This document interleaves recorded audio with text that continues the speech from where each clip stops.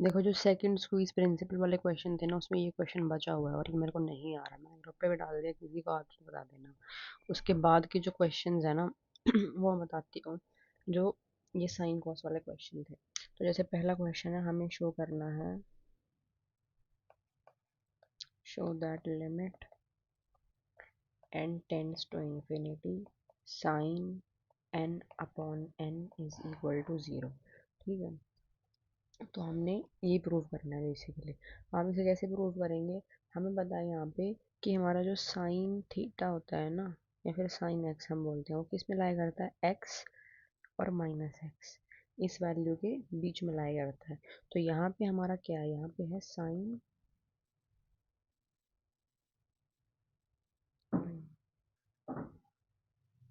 अच्छा ये क्वेश्चन है, ये भी एक तरीके का क्वेश्चन है, लेकिन जो पहला क्वेश्चन है वो है साइन 1/n है।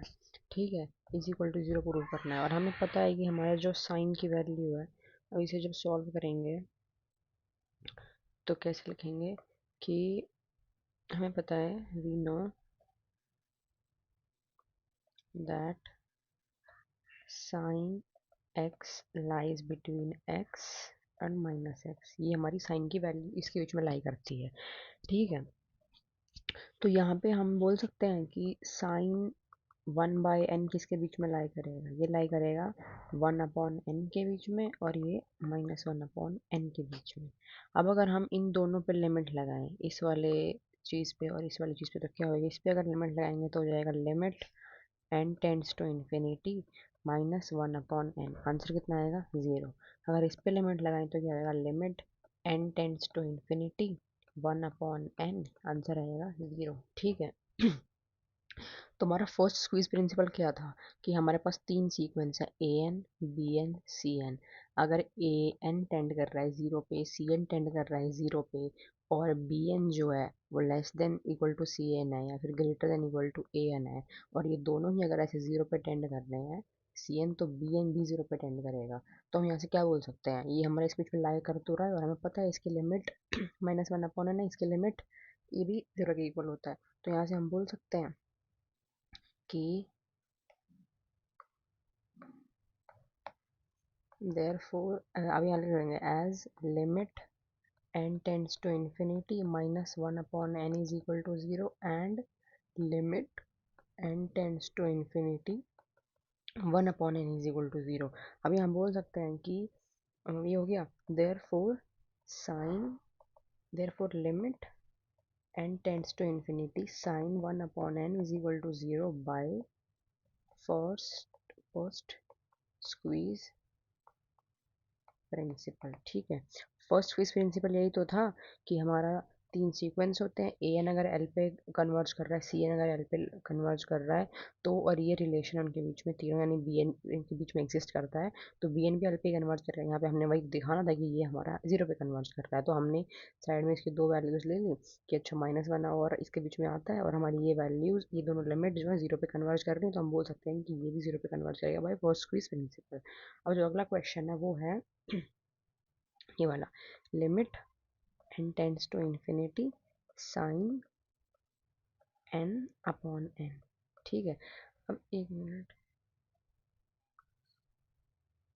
इसमें क्या है? साइन n है इसके अंदर एंगल, और ये n अपॉन में, ये ऐसा नहीं है कि साइन n/n, ऐसे नहीं लिख सकते इसको, ऐसे तो ये साइन 1 हो जाएगा। ये साइन n अलग है, इसके पूरे के अपॉन में n है। ठीक है, इसको हमने दिखाना है इज इक्वल टू 0। तो हमें क्या पता है?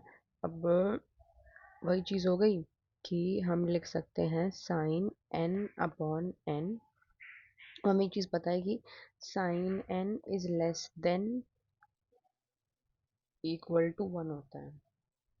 साइन की वैल्यू 1 से बड़ी नहीं हो सकती है ना, मतलब मॉड ऑफ साइन n, अरे साइन n का जो मॉड है is less than equal to 1 होता है। ठीक है, तो हमने यहाँ पे क्या करा है, इसकी जगह तो ये लेस देन इक्वल टू 1 आ गया, यानी कि साइन एन की value less than equal to 1 है। तो अगर ये पूरे की value less than equal to 1 है और इसके नीचे अगर हम n लगा देंगे, तो यहाँ भी तो n लग जाएगा ना। ये इक्वालिटी हमने इनइक्वालिटी को वही तो किया है, सिर्फ दोनों तरफ से एंड से डिवाइड किया है। तो यहाँ अगर ये लेस देन वन है तो less than one upon n हो जाएगा। तो हमारा ये क्या है यहाँ पे, एक मिनट इसको थोड़ा अच्छे से लिखते हैं। हम लिख देंगे कि हेयर ए एन क्या है, ए एन है साइन एन अपॉन में एन, और एल क्या है इज इक्वल टू जीरो है। सेकंड स्क्वीज प्रिंसिपल क्या होता है, हमें ए एन माइनस एल को ए एन माइनस एल को लेस देन इक्वल टू किसका दिखाना होता है, less than equal to b n के दिखाना होता है, where b n converges to zero. ठीक है, हमें ये दिखाना होता है, तो हमने ए एन और एल निकाल लिया। अब हम ए एन मॉड एल ये वाली वैल्यू निकालेंगे, वो क्या हो जाएगी साइन एन अपॉन का एन माइनस का जीरो पे मॉड हो गया। ठीक, तो हमें यही तो पता है कि इस वाली चीज़ को नहीं लिखनी है, वैसे तो सिर्फ ऐसे आंसर लिखना है ये वाला। फिर हम ये लिख देंगे कंसिडर,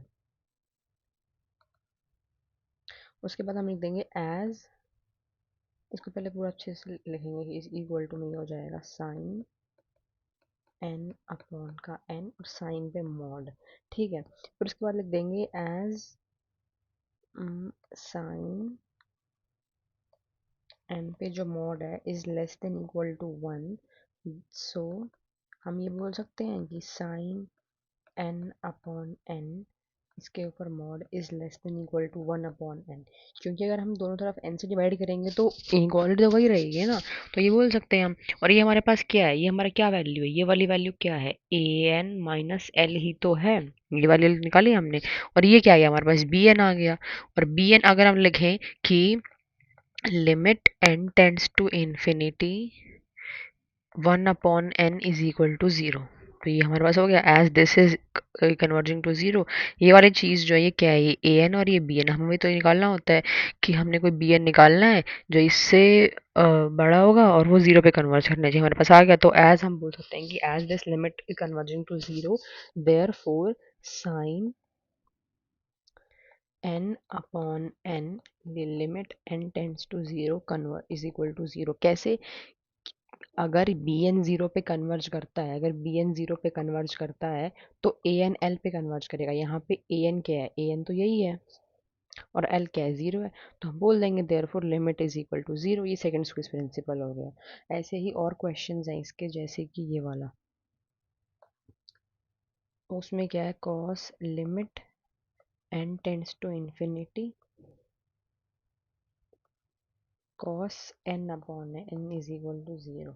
इसमें वही चीज़ है कि हमने पहले ए एन लिखना है, A N is equal to क्या हो जाएगा, कॉस एन अपॉन में एन, एल है यहाँ पे ज़ीरो, ये वाली वैल्यू वाला ये एन होता है।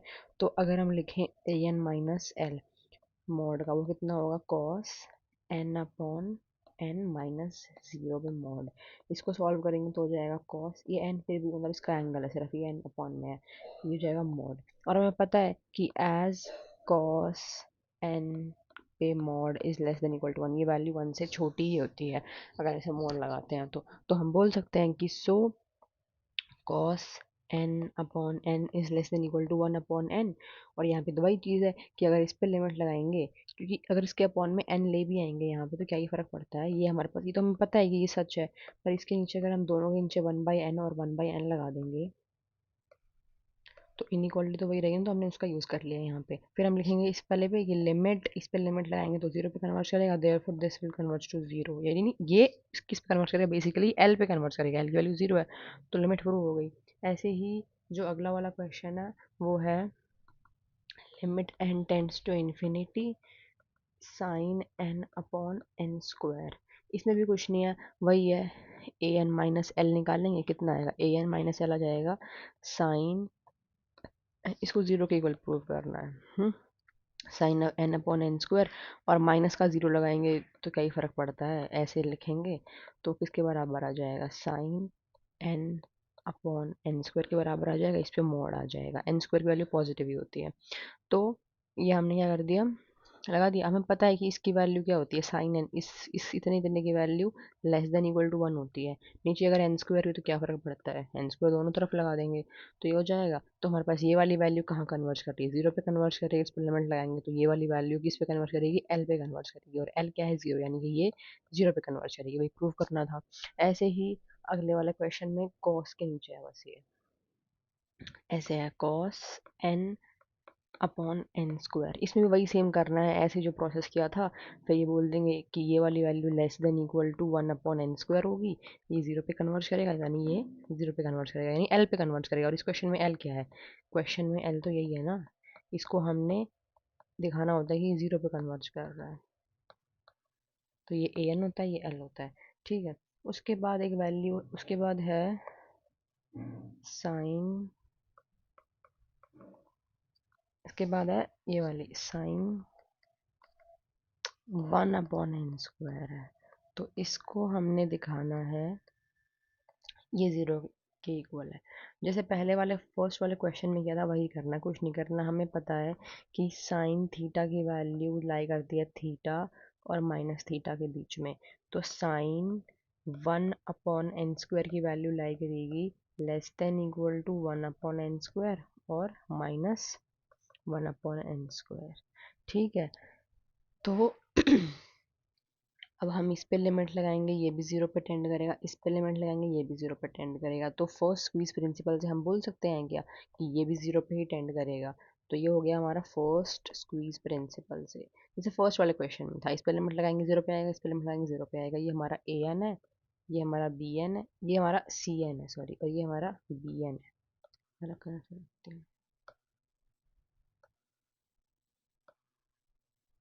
ये हमारा क्या है, ए एन है, ये हमारा क्या है, सी एन है सॉरी, और ये हमारा बी एन है।